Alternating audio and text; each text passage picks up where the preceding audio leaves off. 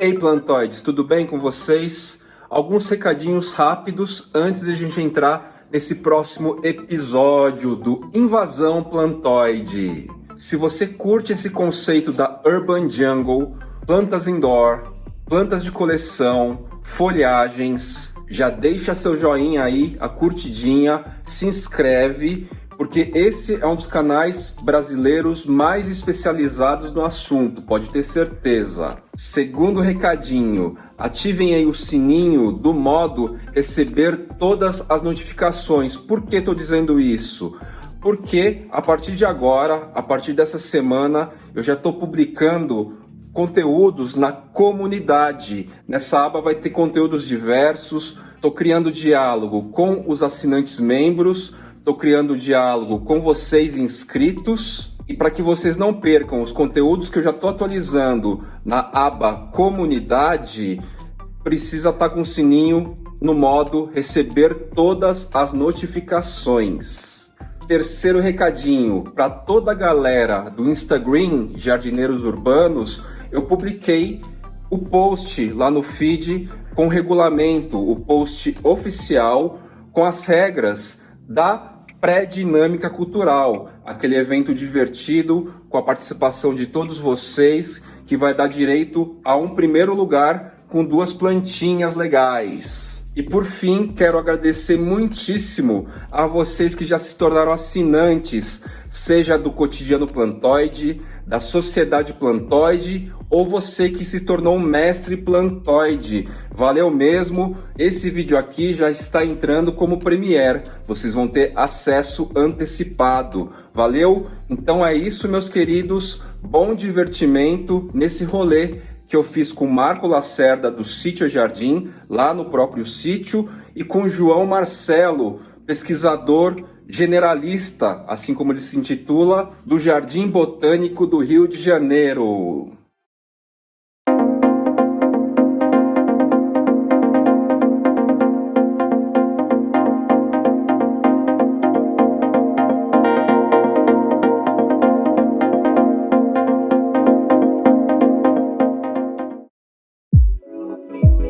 E aí, plantoides, tudo bem com vocês? Tô aqui de novo no Sítio Jardim para mais uma Invasão Plantoide e tô com o João Marcelo, parceiro também do Marcos Nadruz. E ele é um pesquisador, um taxonomista dito generalista, ou seja, ele sai a campo e atua em cima de todas as espécies, famílias e gêneros que ele encontra. E ele tá aqui no Sítio Jardim do Marco Lacerda. E ele vai fazer uma pesquisa aqui, uma coleta, e a gente vai trazer isso para vocês, para a gente analisar como que funciona. Eu estava conversando com você a respeito sobre, como você me perguntou, minha especialidade, né? Hoje eu não falo que eu tenho uma especialidade, eu gosto de fazer uma referência para mim que eu sou um generalista, porque eu acho que a gente tem um interesse de a gente descobrir a nossa biodiversidade e da gente conseguir saber o que a gente tem de fato, né? Porque a gente só pode preservar o que a gente conhece. Então, a gente olhar para uma floresta como essa aqui do sítio e a gente saber que aqui ainda pode ter espécies que não foram descritas ou espécies que foram coletadas no século XIX e que ainda não foram redescobertas, isso é para mim o maior interesse. Legal. Então, aqui no sítio a gente tem coisas que o Marco coleta em vários locais do Brasil e do mundo, e que eu venho para cá, porque aqui a gente tem facilidade de acompanhar a floração, frutificação, de identificar o material, e que muitas vezes esse trabalho no campo é um trabalho muito árduo, né? E logisticamente caro também, né? Porque uma coisa é você ir para a Amazônia, outra coisa é você vir aqui na região metropolitana do Rio de Janeiro e achar aquela planta que o Marco teve, né, a capacidade de encontrar esse material longe, né? Legal. Então isso que é legal. E esse tubinho é para quê? O que você vai fazer aqui hoje? Isso aqui é porque a gente tem uma espécie de interesse do gênero Plínia e que agora ela está em floração e a gente vai coletar esse material em flor para poder estudar lá no Jardim Botânico do Rio de Janeiro. Né? É uma espécie que ela ocorre na área de Minas e vai batendo na área do Planalto Central e a gente vai coletar agora. Legal. Um tempinho atrás agora você citou a Graziela Barroso. Porque Ela foi sua professora? A dona Graziela é uma grande referência, tanto em arácea, né, por causa do Ombandinga, que vocês gostam de citar, mas ela também era uma grande especialista em Myrtácea e Asterácea. E ela também era uma generalista. E então eu peguei um pouco dessa vontade da Myrtácea com a dona Graziela. Então eu já tenho algumas coisas que eu venho fazendo, muito pouco, porque eu não me dedico exclusivamente à Myrtácea, mas eu tenho os meus alunos, né, de doutorado que trabalham com Myrtácea. E o Marco agora que a gente está trabalhando também com algumas espécies, em específico, né? E essa aqui é uma espécie de Plínia que é nosso interesse agora imediato. Legal, então vamos ver você em atuação. Então, Fly, jabuticabas dão uma fruta bonitona, mas a flor em si é bem pequenininha, tá vendo? E ela floresce numa época muito curta, né? Então teve essa época de chuva agora, ela floresceu e agora as flores já estão um pouquinho ruins, né? Mas ainda tem os estames, a gente usa aqui, dá para trabalhar bem. A gente coletou já anteriormente em botão, todas as fases que a gente vai coletar numa fase pegar mais material, né, para conseguir a gente estudar esse material. Então, gente, ele vai coletar exatamente esse material que está centrado na lente aqui.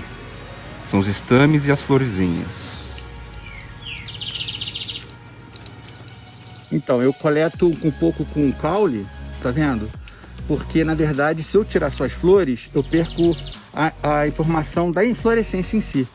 Então, eu pego um pouco com caule e aí eu faço uma amostra da inflorescência. Entendeu? Aí aqui eu tenho um fixador, né, que eu coloco o material para depois de observação no laboratório, né? A gente usa o Falcon. É basicamente isso ou qualquer vidro, né? É basicamente o quê? Não, é qualquer vidro que tenha o material para a gente poder ver o fixador no laboratório. Esse né? fixador é o quê, exatamente? Eu uso álcool 70, mas alguns usam também o FA também. Mas como que é uma coisa mais para a gente olhar e ilustrar, né? Se for o caso, a gente usa o álcool 70. Depois daqui... Aí depois daqui nós já coletamos esse material, já fizemos uma amostra de herbário, né? Nós temos esse cata. E nós já temos as fases distintas. Agora eu estou coletando basicamente só para poder estudar ela, entendeu? Mas a amostra para coleção científica, quer dizer, isso aqui é uma coleção científica porque é uma coleção viva, mas a coleção de herbários já foi feita, né? Isso aqui é basicamente um complemento do material.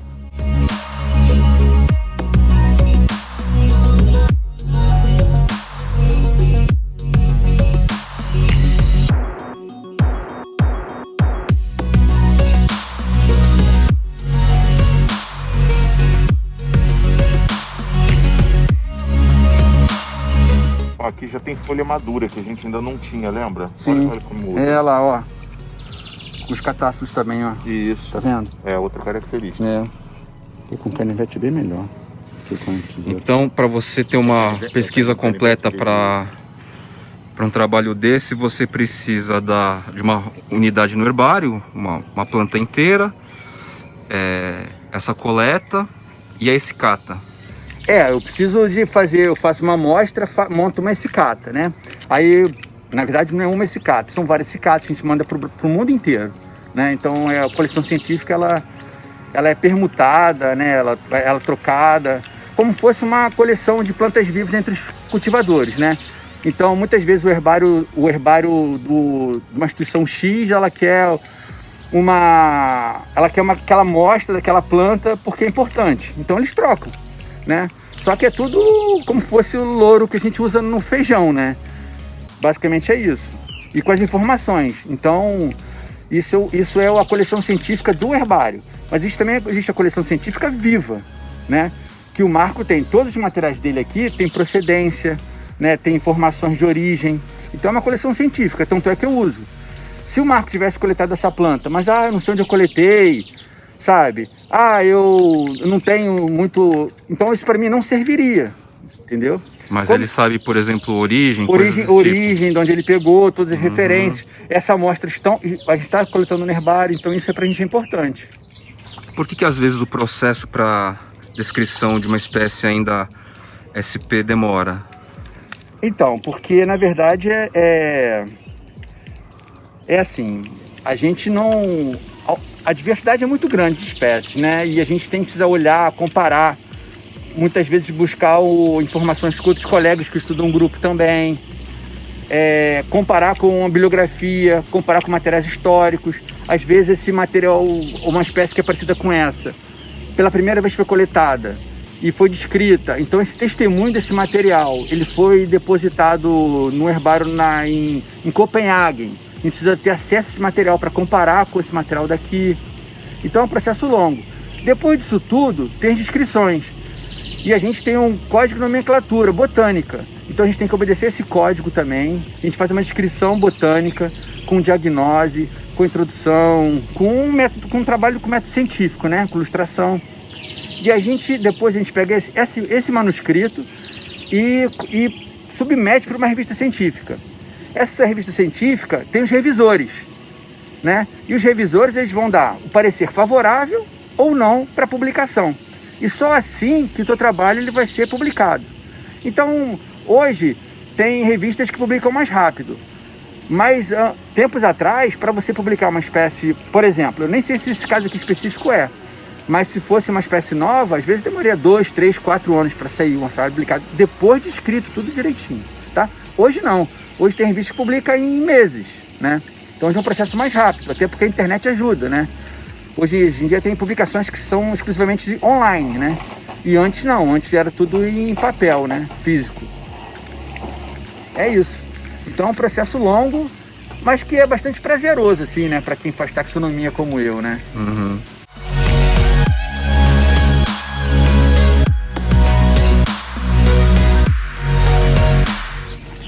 Agora eu vou fazer as amostras para o herbário. Eu já tinha feito, mas como eu coletei hoje, cada dia que eu coleto é um espécime distinto, mesmo sendo do mesmo indivíduo.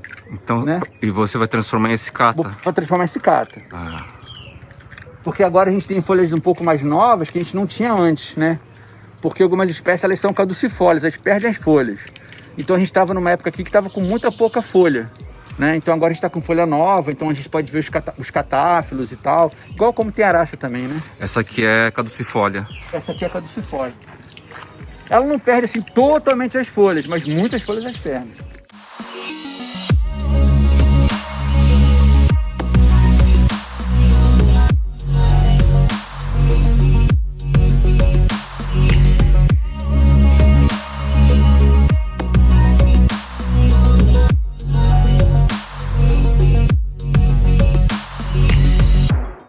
Aí a descrição, Fly, é de tudo, assim, é minuciosa. A forma do tronco, se ele é esfoliante ou não. As cores. O formato das pétalas, tudo. Exatamente. E as informações que eu coloco agora, na observação da etiqueta desse cata, são informações que são perdidas no campo, entendeu? Então, por exemplo, se está em flor, se está em fruto. Isso nesse cata não vai dar para ver, só se a gente colocar essa informação, né? Se estava em flor e fruto também.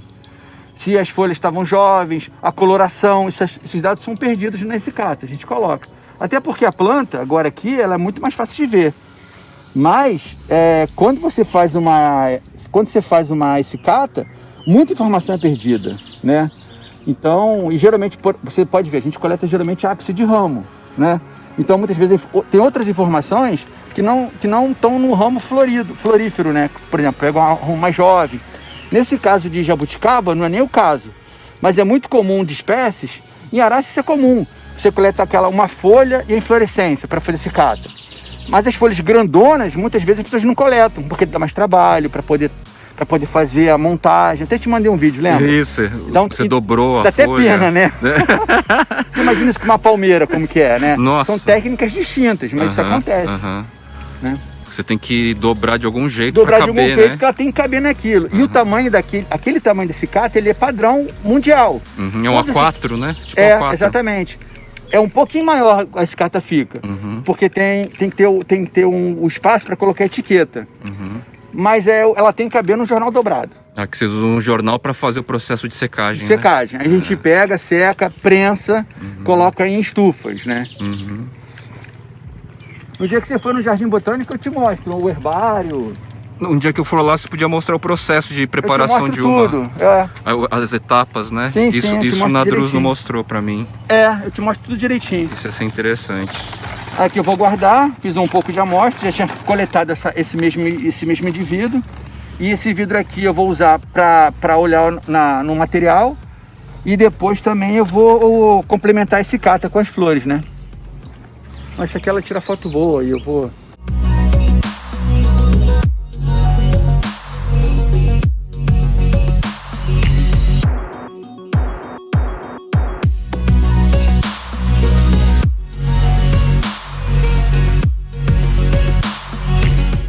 Então, galera, plantoide, muitas vezes as pesquisas durante o tempo são refeitas. Dá um exemplo aí, João. Então, um exemplo que eu estava falando com o Fly é a respeito das helicônias, por exemplo, né? Que foi meu tema de meu doutorado. Eu fiz heliconiácea do Brasil. E, por exemplo, inicialmente trabalhei com mais de 100 nomes, né? Mais de 150 nomes. De espécies, né? De espécies, variedades e tudo mais. Que estavam pesquisadas já e registradas. Já foram descritas, publicadas e tudo mais. No final de todo esse processo, ficaram 25 espécies só aceitas, né? Ou seja, no meu ponto de vista, foram 25 espécies que ocorrem no Brasil de heliconiácea. Que é que a heliconiácea é uma família que tem um único gênero, chamado helicônia.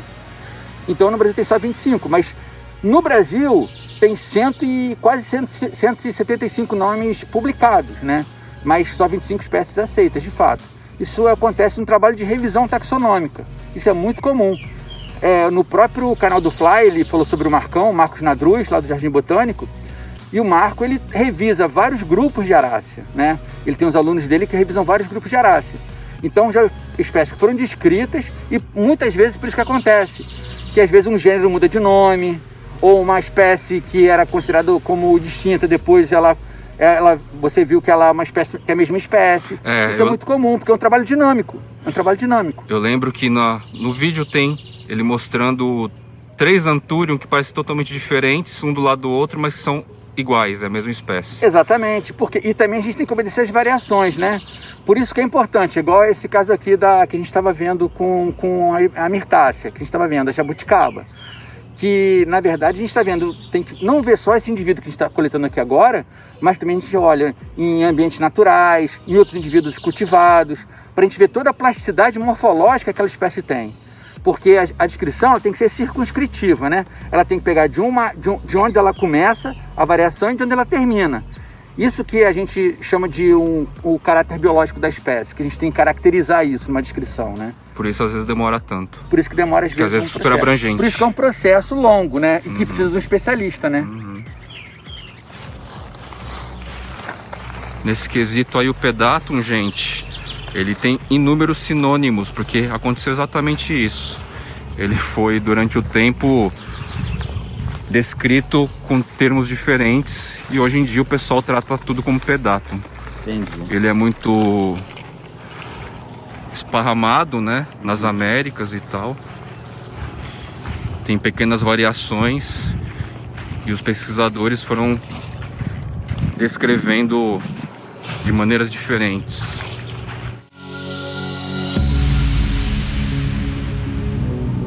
O João tá coletando alguma coisa aqui também nessa outra espécie e o Marco Lacerda vai falar um pouquinho dela. Oi, gente, isso aqui é a jabuticaba peluda do Mucuri. Ela ocorre nas nascentes do rio Mucuri. Ela é chamada de peluda porque os frutos, aqui o fruto vocês estão vendo ainda verde, ele fica bem maior e ele fica com uma cor arroxeada, primeiro avermelhada, depois arroxeada, nunca chega a completamente negra. E na superfície dela existe uma estrutura botânica que se chama indumento. Popularmente pode dizer que é um veludo em volta da casca. Por isso o nome jabuticaba peluda. Ela tem um excelente sabor, fica com frutos grandes, frutos de cerca de 2,5 a 3 centímetros. É muito saborosa. E era uma jabuticaba que era cultivada numa determinada região de Minas Gerais, primeiro pelos índios, depois pelos fazendeiros, não era cultivada. que foi introduzida em cultivo no início da década de 2000. Até hoje persiste a dúvida sobre a identidade taxonômica dela, ou seja, o nome científico. O João Marcelo está aqui pesquisando sobre esse assunto. Coisa também que é interessante, que dentro do processo de descrição, que é nomear a espécie, né? Porque a gente, por exemplo, tem o Homo sapiens, né? Tem o nome científico. Então a gente tem que dar o mesmo nome científico para todos os seres. Então, por exemplo, vamos imaginar que isso aqui fosse uma espécie nova. A gente tem que nomear essa espécie com nome, né? Então a gente tem que, ou a gente usa muitas vezes os caracteres morfológicos que ela tem distintos. Então ela tem uma característica muito peculiar, que a gente cita essa característica, ou a gente faz uma homenagem a algumas pessoas, né? Eu acho que até já te falei isso, por exemplo, eu estou repetindo o Marcos Inadruz, porque vem na minha cabeça porque você trabalha e gosta muito de Arace. O Marcos Inadruz, ele fez uma espécie de Anthurium chamada Anthurium bragae, em minha homenagem, né? Que ela nem tem, assim, ela é uma planta bonita, mais para colecionador, né? Porque é uma planta, um Anthurium pequenininho, com inflorescência muito pequenininha. Mas ele fez uma homenagem a mim porque eu coletei o material, falei, pô, Marcão, mais isso, aquilo, outro. Ele se interessou no assunto, se aprofundou e descobriu que era uma espécie nova. Isso acontece. Tem outras espécies, Siningia bragae também. Agora vai ser uma espécie nova de mirtácea, chamada Eugênia bragae. Vai ter uma de Corisandra bragae. Tudo na sua homenagem. Tudo em minha homenagem.